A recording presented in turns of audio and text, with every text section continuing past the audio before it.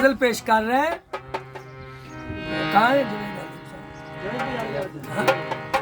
जवेद हलीम साहब से गुजारिश है वो आगे तशरीफ ले आए आपके लिए।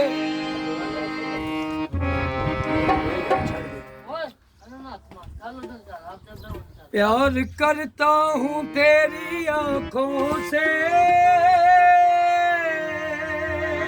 प्यार करता हूँ तेरी आंखों से,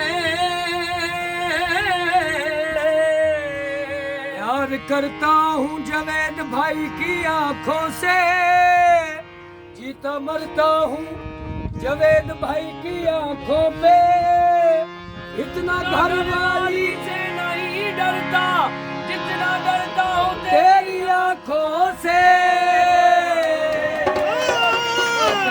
इतना घर वाली से नहीं डरता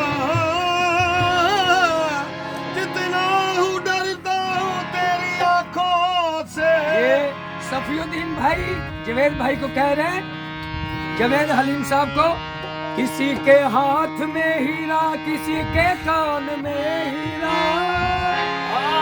किसी के हाथ में हीरा, किसी के हाथ में हीरा किसी के कान में हीरा। अरे भाई कह रहे किसी के हाथ में हीरा किसी के कान में हीरा, हमें हीरो से क्या मतलब, हमारा जवेद हलीम खुद हीरा।